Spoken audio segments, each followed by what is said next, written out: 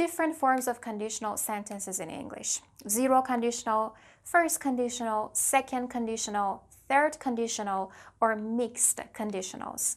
Let's zoom in on each. Zero conditionals are used to talk about information that is true or a fact. We can use if or when to introduce the conditional.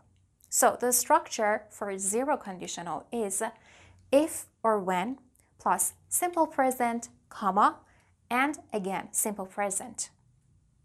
Or you can say simple present plus if or when plus simple present, no comma. But how can we use it? For example, if you study hard, you pass the exam.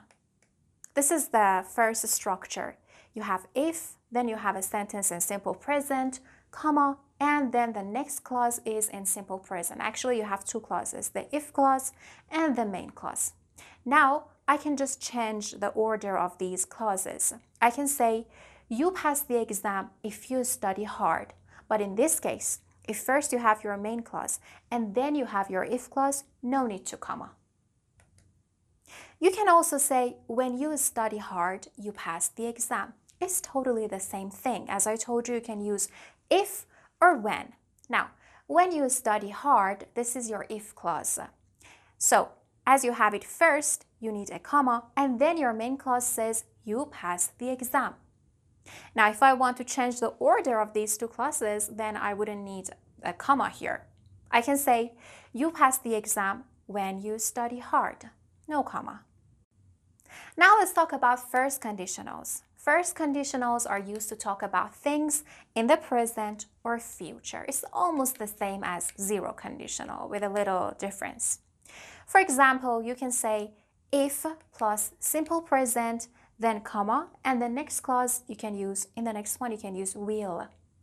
Or you can say will, the main clause, using will, then if, and then simple present. Once again, as we have the if clause first, then you need a comma after the if clause, or if you have the main clause first, then no comma is needed in the sentence. For example, you can say, if they don't wear a coat in the cold weather, they will catch a cold. So first you have the if clause, and it's in simple present. Then a comma, and the next clause, our main clause, is in future by using will.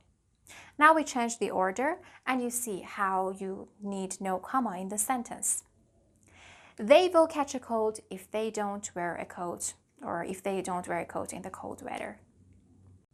Now let's talk about second conditionals. Second conditionals are used to talk about things that are impossible to happen, or we don't expect them to happen. So far we've been talking about zero conditional and first conditional and how we use them to talk about present or talk about something that is true. But second conditional is not about something that is true or a fact, it's about something which is impossible. So the structure for this one, the tenses that we need is, first of all, you have if, and then the if clause is in simple past, a comma, and the main clause is made by using would.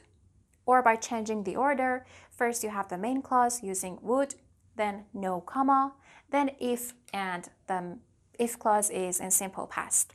For example, if I had more time, I would read more books. First you have the if clause which is in simple past, then you have the main clause using would. Now changing the order, you can say, I would read more books if I had more time. It means that this is impossible to happen. I don't have more time and I cannot read more books. Now let's look at another example for this one. For example, what would you do if you won a lot of money? Now, changing the order, you can say, if you won a lot of money, what would you do?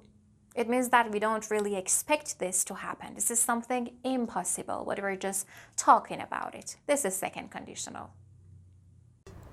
English grammar is easy to learn. We will teach you how to speak and write properly in a very short time. If you have a problem with English grammar or you hesitate while speaking, as you are not sure about your structures, we are here to teach you all the necessary grammar you need in less than a month. Click the link and join us.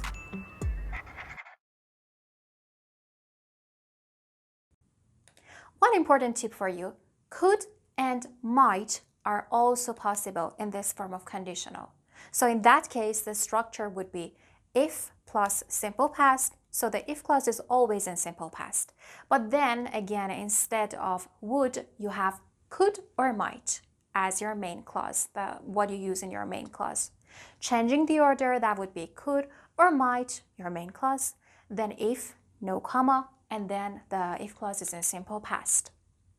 For example, if I won a lot of money, I might buy a house. So I could say if I won a lot of money, I would buy a house. But instead I said I might. This is also possible.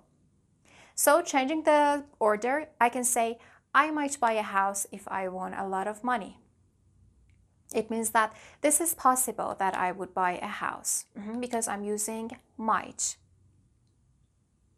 Or if it stops raining, we could go out. Or we could go out if it stopped raining. It means we would be able to go out. So we are just talking about the possibility of something. Now let's talk about third conditionals. Third conditionals are used to speculate about past events. It is often used when we regret something or to imagine a past unreal situation. So this is not about something possible that will happen in the future or not about a fact. It's all about past regrets. The structure for this one, third conditional, would be if plus past perfect, comma, and then the main clause. In that one you use would plus have plus past participle. Or by changing the order, you can use would plus have plus past participle. This is your main clause. And the if clause would be if plus past perfect. Let's look at some examples. If they had arrived earlier, they wouldn't have lost the train. Or they wouldn't have lost the train if they had arrived earlier. It means that they haven't arrived earlier and they have already lost the train. So it's about the past regret and there is nothing we can do about that. Very well, guys. Now you should try to use the conditional sentences in your daily speaking to learn them better. English grammar is easy to learn. We will teach you how to speak and write properly in a very short time. If you have a problem with English grammar or you hesitate while speaking, as you are not sure about your structures, we are here to teach you all the necessary grammar you need in less than a month. Click the link and join us.